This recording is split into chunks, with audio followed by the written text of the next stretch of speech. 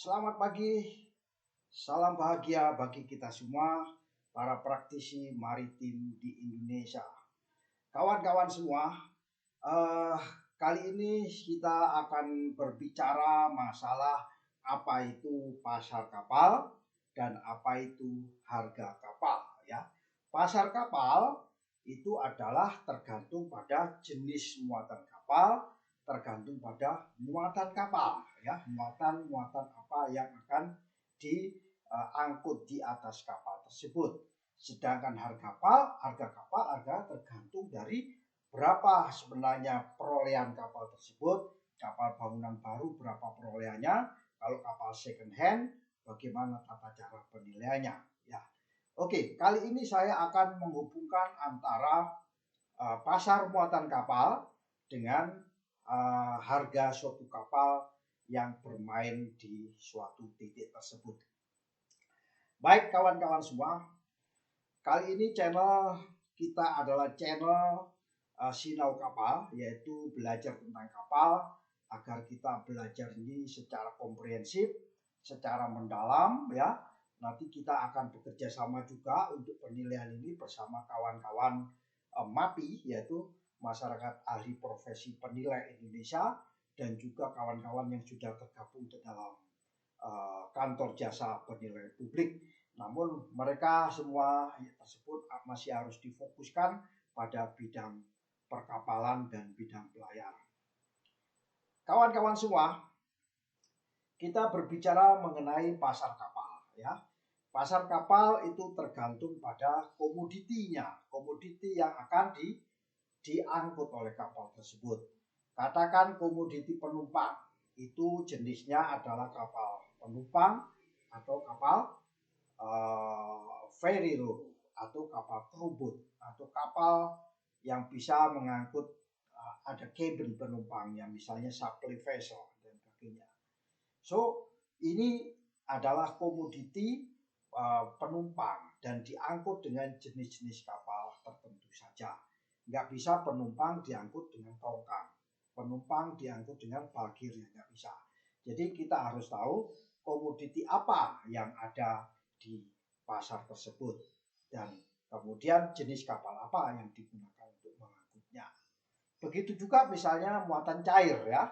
Muatan cair misalnya crude oil, ya. Itu juga termasuk cair menggunakan crude oil tanker, atau kapal oil product menggunakan tanker, atau mungkin kapal muatan chemical menggunakan chemical tanker. Jodoh. Komoditi-komoditi ini adalah pasar kapal. Begitu juga kapal dalam bentuk padat, misalnya kapal dalam bentuk biji-bijian, ya.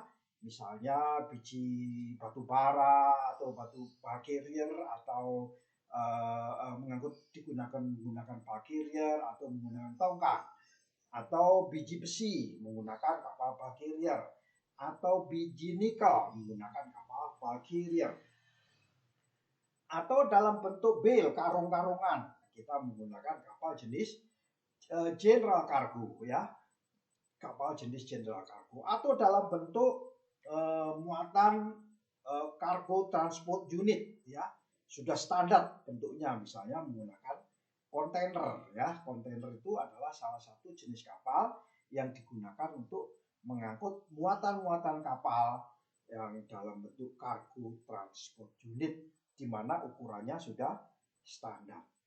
Nah, komoditi-komoditi tersebut itu tergantung daripada besar kecilnya. Makin banyak komoditi tersebut, maka makin besar pasar muatan kapal tersebut. Makin sedikit juga pasar muatan tersebut, ya. Makin besar, makin jumlahnya besar, ratusan ribu ton, jutaan ton, batu bara misalnya jutaan ton, maka akan semakin besar pasar muatan tersebut, ya. Semakin bisa besar permintaan akan komoditi tersebut, semakin besar. Muatan banyak tapi permintaannya tidak ada, maka belum dikatakan sebagai pasar muatan kapal yang besar. Ya hanya sekedar pasar saja, tetapi tidak tertarik, tidak ada interest bagi pemilik kapal untuk menyediakan kapasitas tampung kapal tertentu, ya. Jadi komoditi dan permintaan akan komoditi itu menjadi pasar kapal, ya, pasar kapal dan jenis-jenis muatan kapal. Nah, ini adalah suatu semesta yang harus kita hubungkan dengan kapalnya sendiri, ya, kapal sendiri. Bila ada suatu katakan, ya, sudah ada komoditi dan sudah ada permintaan dan ditambahi dengan kebijakan ekonomi nasional suatu negara atau kebijakan ekonomi dunia, tidak ada krisis dan sebagainya, sehingga pasar muatan ini semakin bergairah, semakin bergairah. Dan pengusaha kapal itu katakan juga sebagai investor. Dia akan merespon akan pasar muatan kapal. Tentunya kapal-kapal dari pemilik kapal ini yang akan menjawab transportasi muatan kapal. Nah, transportasi muatan kapal ini adalah dalam bentuk kapal. Yang tadi saya sebut jenis kapal apa, ya, jenis kapal apa. Kalau kapal misalnya nikel, ya bulk carrier, ya, bulk carrier, disuplai lah bulk carriernya banyak, 1, 2, 3, 4 dan sebagainya, ya. Nah, misalnya kapal tanker, ya kita support lah untuk kapal tanker. Misalnya gas carrier, misalnya kita ada eksplorasi LNG misalnya, membutuhkan LNG carrier. Nah, kapal-kapal ini adalah supply, ya. Ini adalah demand. Demand and supply harus seimbang, ya. Bila demand-nya tinggi, sementara supply-nya rendah, maka pasti dibutuhkan kapal tersebut dengan kapasitas apapun akan dibutuhkan. Dan tarifnya akan bisa ditentukan di tangan pemilik kapal. Bahkan di tangan kondisi yang sebenarnya, kebijakan negaranya harus mentransportasikan kapal itu dengan cepat, muatan itu dengan cepat, maka tarifnya akan naik, ya, tarif muatan ini akan naik. Nah, tarif muatan ini, ya, tarif muatan ini itu juga akan bisa menentukan berapa harga kapal itu. Nah, katakan misalnya, ya, katakan jumlahnya sekian juta ton muatan, kemudian jumlah kapalnya ada 10 kapal misalnya, dan tarifnya adalah X tarifnya. Begitu jumlah kapalnya kita tambahin, karena tarifnya ini sudah cukup tinggi, kita tambahin menjadi 20, maka bisa jadi tarifnya akan turun. Ya, tarifnya akan turun. Bisa kita tambahin lagi menjadi 40, turun lagi. Jadi tarifnya ini bisa turun. Nah, kalau ini supply-nya masih stabil dalam kondisi naik, mungkin ini tarifnya tidak akan turun begitu drastis, tapi mungkin landai ya. Tapi kalau harga muatan ini juga fluctuated, mengalami kenaikan turun, bahkan turun, katakan minyak tahun 2008 itu harganya turun, maka tanker itu mengalami krisis. Pemilik kapal tanker mengalami krisis. Eksplorasi juga krisis, pemilik kapal tanker juga krisis. Dan harga kapalnya semakin turun. Nah, inilah korelasi yang akan saya sampaikan pada saat ini, bahwa pasar muatan kapal akan berimpak kepada harga suatu kapal, ya. Nah, bagaimana cara menentukan harga suatu kapal dengan kondisi pasar muatan ini? Tentunya pada komoditi tertentu, berapa kapal yang bermain di situ, ya, bermain di situ. Yang paling sederhana caranya dengan melakukan rata-rata dari harga kapal yang bermain di situ.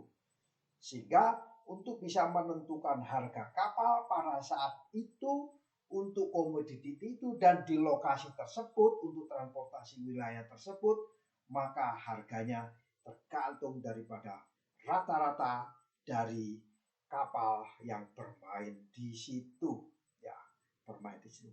Bagaimana kalau ada pemilik kapal mempunyai kapal yang harganya jauh lebih murah, di situ dimainkan di situ, maka rata-rata akan menjadi turun. Kalau pemilik kapal mencari kapal dengan harga yang mahal-mahal, maka harganya akan semakin mahal. Jadi kawan-kawan semua, komoditi pasar muatan kapal itu menentukan berapa harga suatu kapal. Ya, itu kalau kita membeli kapal, ya, membeli kapal asing misalnya, ini ada buku saya membeli kapal dari bendera asing. Sebenarnya membeli kapal dari bendera itu menjawab apakah ada pasar muatan kapal, apakah tarifnya bagus. Kalau tarifnya maka beli kapal menggunakan buku ini. Bendera kapal itu juga menentukan. Ya, bendera kapal juga menentukan. Katakan bendera kapal menurut PBB itu kita ada bukunya, ya. Nah, negara itu ada berbagai jenis, ada namanya convenient flag atau non-convenient flag. Ya, kita harus cermat dalam memilih.